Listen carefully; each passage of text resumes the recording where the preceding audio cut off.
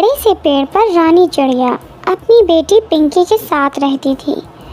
एक दिन रानी चिड़िया की बहन की मौत लंबी बीमारी से हो जाती है। तब रानी चिड़िया अपनी बहन के घर जाती है। माँ, मुझे छोड़कर तुम कहाँ चली गई? माँ, मैं अब किसके सहारे रहूँगी? माँ, अच्छा होता आप मुझे भी अपने साथ ले गई होती। बेटा, तू अकेली नहीं है। आज से मैं तेरी माँ हूँ। मैं तुझे अपने घर लेकर चलूँगी। रानी चिड़िया बबली को लेकर अपने घर आ जाती है। बेटा, तू किसी भी चीज़ की चिंता मत करना। यहाँ तेरी बहन पिंकी, तुम दोनों साथ साथ रहना। मैं तुम्हारा दाखिला भी पिंकी के स्कूल में करा दूँगी। तुम चिंता मत करना। मैं पिंकी तुम्हारी बहन हूँ। आज से मैं भी तुम्हारा ध्यान रखूँगी। बबली जल्दी ही पूरे घर में घुल मिल जाती है।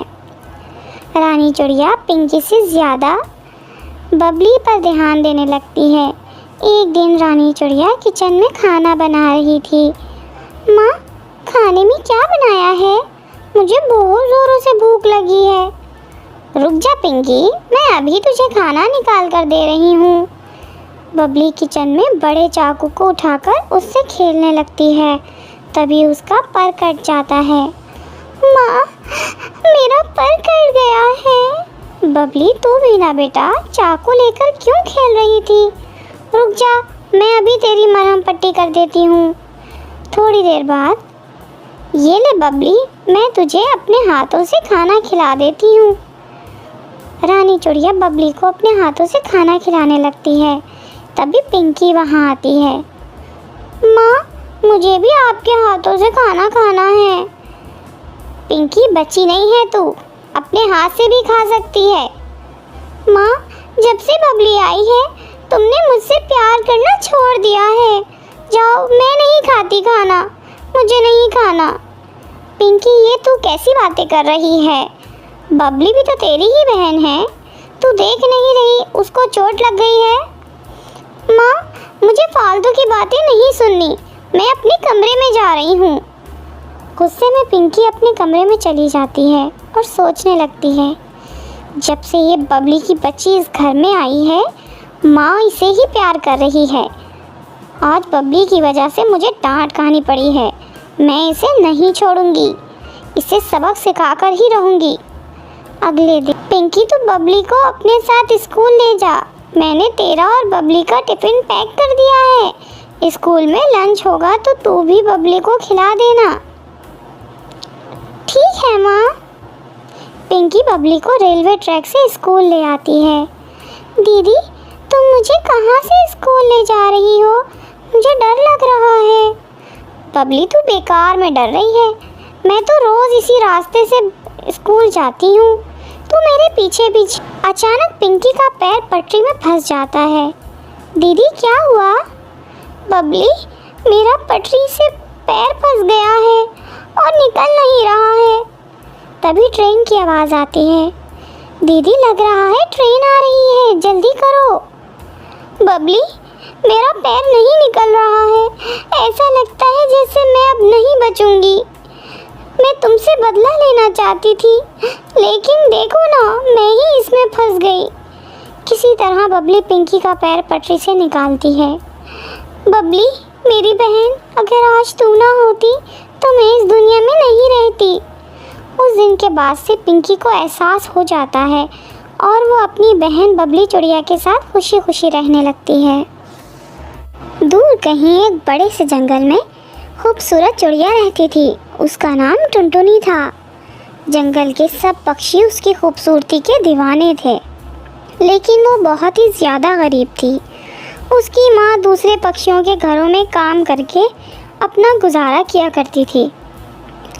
एक बार की बात है, टूनी अपनी बेटी टुनटुनी से कहती है, बेटा, मैं चील सेठ के यहाँ काम पर जा रही हूँ। मैंने खाना बना दिया है, तुम खाना खा लेना और अपना ख्याल रखना। मैं जल्दी आऊँगी।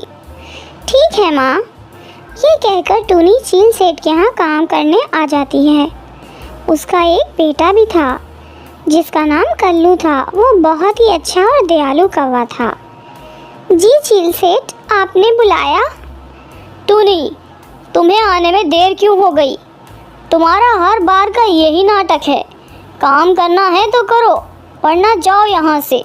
जंगल के बहुत से पक्षी हैं जो हमारे यहाँ काम करने के लिए मरते हैं। नहीं चील सेठ, मुझे माफ़ कर दीजिए, मैं अब कभी देर से नहीं आऊँगी।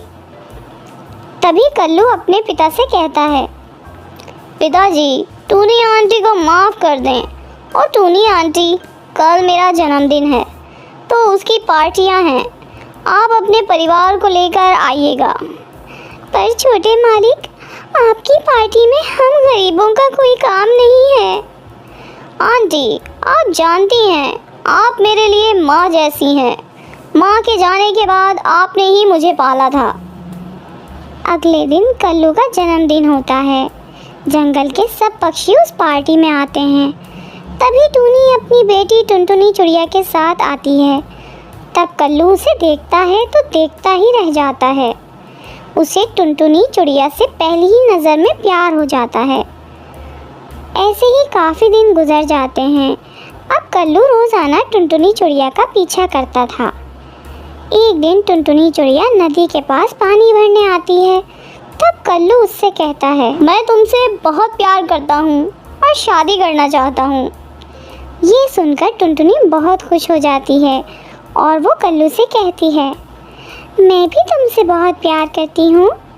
मैंने जब से तुम्हें देखा है, मैं हर दिन तुम्हारे बारे में सोचती हूँ, लेकिन मैं तुमसे शादी नहीं कर पाऊँगी। हमारा ये रिश्ता तुम्हारे पिताजी को मंजूर नहीं होगा। मैं गरीब हूँ और तुम अमीर, इसलिए तुम मुझे भूल जाओ। टुनटुनी, तुम फिक्र मत करो, मैं अपने पिताजी से बात करूँगा। अगर वो नहीं माने तो मैं तुमसे मंदिर में शादी कर लूँगा। तभी वहाँ पर चील सेठ अपने आदमियों के साथ आ जाता है। ए चिड़िया, तेरी इतनी हिम्मत, तू हमें हमारे बेटे से अलग करेगी? हमारे बेटे से अलग करना चाहती है हमें? तेरी औकात क्या है? तू जानती है तेरी माँ मेरे घर नौकरानी है और तुम जैसी चिड़ियों को अच्छे से जानता हूँ मैं। बस पैसों की वजह से तुम मेरे बेटे से शादी करना चाहती हो। फिर टुनटुनी चील सेठ से कहती है, मुझे माफ़ कर दीजिए चील सेठ, पर मैं कल्लू से सच्चा प्यार करती हूँ। मुझे पैसों का कोई लालच नहीं है और चिड़िया मरती होंगी पैसों पर, मैं उन चिड़ियों में से नहीं हूँ। ये सुनकर चील सेठ को बहुत गुस्सा आ जाता है और वो टुनटुनी चिड़िया को पकड़ लेता है और उसे अपने आदमियों से मारने के लिए कहता है। तभी कल्लू कौवा कहता है, पापा जी, मैं टुनटुनी से सच्चा प्यार करता हूँ। मैं आपके आगे हाथ जोड़ता हूँ, इसे छोड़ दीजिए वरना मैं मर जाऊँगा। मैंने आपसे ज़िंदगी में कुछ भी नहीं मांगा, लेकिन मैं आपसे टुनटुनी चिड़िया का साथ मांगता हूँ। बस मुझे ये दे दीजिए।